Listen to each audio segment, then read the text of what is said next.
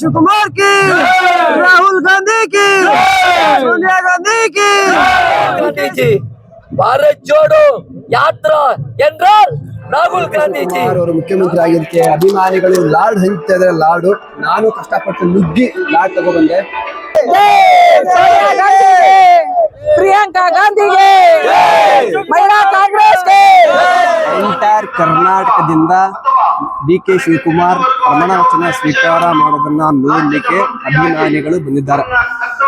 ವಿಧಾನಸೌಧದ ಪಕ್ಕದಲ್ಲಿ ಇರುವ ಗ್ಲಾಸ್ ಹೌಸ್ ನಲ್ಲಿ ಪ್ರಮಾಣ ವಚನ ಸ್ವೀಕರಿಸಿದ್ರು. ನಂತರ ಮಂತ್ರಿಗಳಾಗಿ ಹಲವಾರು ನಾಯಕರು ಪ್ರಮಾಣ ವಚನ ಸ್ವೀಕರಿಸಿದ್ರು. ಅಲ್ಲಿ ಪಕ್ಕದಲ್ಲಿರ್ತಕ್ಕಂಥ ಸ್ಕ್ರೀನ್ ನಲ್ಲಿ ಎಲ್ಲ ಜನರು ಆ ಒಂದು ಪ್ರಮಾಣ ವಚನ ಸ್ವೀಕರಿಸೋದನ್ನ ನೋಡ್ತಾ ಇದ್ದಾರೆ. ನೋಡಿ ಹೆಂಗಿದೆ, ಇಲ್ಲಿ ಸ್ಕ್ರೀನು, ಅಲ್ಲಿ ಮುಂಭಾಗ ಒಂದು ಸ್ಕ್ರೀನು, ಪಕ್ಕದ ಒಂದು ಸ್ಕ್ರೀನು, ಎಲ್ಲ ಸ್ಕ್ರೀನ್ ಅಲ್ಲಿ ಅಭಿಮಾನಿಗಳು ಈ ಒಂದು ಪ್ರಮಾಣ ವಚನ ಸ್ವೀಕರಿಸೋದನ್ನ ನೋಡ್ತಾ ಇದ್ದಾರೆ. ಹೊಸ ಮುಖ್ಯಮಂತ್ರಿನ ನೋಡ್ಲಿಕ್ಕೆ ವಿಧಾನಸೌಧ ಮುಂದೆ ಅಭಿಮಾನಿಗಳು ಎಷ್ಟೊಂದು ಜನ ಕಾತರಿಂದ ಕಾಯ್ತಿದ್ದಾರೆ. ನೋಡಿ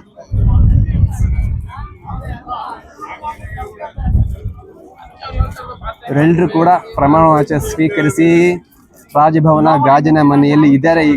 ಈಗ ಇನ್ನೇನು ಇಲ್ಲಿ ವಿಧಾನಸೌಧದಲ್ಲಿ 3ನೇ ಮಹಡಿ ಇದೆ, ಮುಖ್ಯಮಂತ್ರಿಯವರ ಒಂದು ಸೀಟು. ಅಲ್ಲಿ ಹೋಗ್ಲಿಕ್ಕೆ ಇದೇ ಒಂದು ಮಾರ್ಗದಲ್ಲಿ ಬರಬೇಕು. ಅದಕ್ಕಾಗಿ ಈ ಎಲ್ಲ ಅಭಿಮಾನಿಗಳು ಅವ್ರಿಗೆ ವಿಶ್ ಮಾಡಲಿಕ್ಕೆ ಇಲ್ಲಿ ಎಲ್ಲ ನಿಂತ್ಕೊಂಡಿದ್ದಾರೆ. ಮೊಬೈಲ್ ಕ್ಯಾಮ್ರಾ ಇಟ್ಕೊಂಡು, ನಂತರ ಕ್ಯಾಮ್ರಾಗಳು ಇಟ್ಕೊಂಡು ಎಲ್ಲ ಕಾಯ್ತಾ ಇದ್ದಾರೆ. ನಾನು ಕೂಡ ಕಾಯ್ತಾ ಇದ್ದೀನಿ ಅವರಿಗೆ ವಿಶ್ ಮಾಡಲಿಕ್ಕೆ. ಕಾಂಗ್ರೆಸ್ನ ಸಾಮಾನ್ಯ ಕಾರ್ಯಕರ್ತ DK ಶಿವಕುಮಾರ್ ಅವರು ಇಂದು ಕರ್ನಾಟಕದ 25ನೇ ಮುಖ್ಯಮಂತ್ರಿಯಾಗಿ ಪ್ರಮಾಣ ವಚನ ಸ್ವೀಕರಿಸಿದ್ದಾರೆ. ಇವರಿಗಿರ್ತಕ್ಕಂಥದ್ದು ಕೇವಲ 2 ವರ್ಷದ ಅವಧಿ. ಆದರೆ ಈ ಒಂದು ಅವಧಿಯಲ್ಲಿ ಏನೆಲ್ಲ ಒಂದು ಕೆಲಸ ಮಾಡ್ತಾರೆ ಅಂತ ಕರ್ನಾಟಕದ ಜನ ಕಾತರದಿಂದ ಕಾಯ್ತಾ ಇದ್ದಾರೆ. ಬೆಟ್ಟದಷ್ಟು ಸವಾಲಿದೆ, ಹಾಗೆ ಅವರಲ್ಲಿ ಮಾಡ್ತಕ್ಕಂಥ ಛಲ ಇದೆ, ಹಠ ಇದೆ.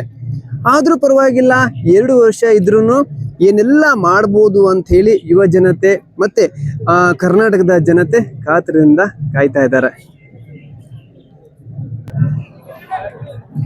ರಾಜಕೀಯದಲ್ಲಿ ಹಲವಾರು ಸವಾಲುಗಳನ್ನ ಸ್ವೀಕರಿಸಿ ಇಂದು ಮುಖ್ಯಮಂತ್ರಿಯಾಗಿದ್ದಾರೆ.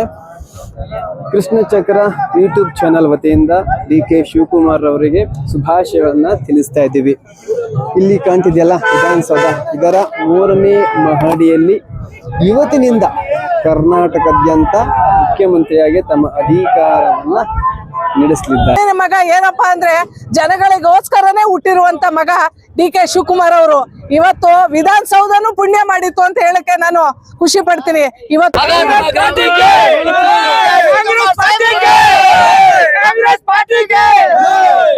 ಶಿವಕುಮಾರ್ ಸಾಹೇಬ್ರಿಗೆ, ಸಿದ್ದರಾಮಯ್ಯ ಅವರಿಗೆ.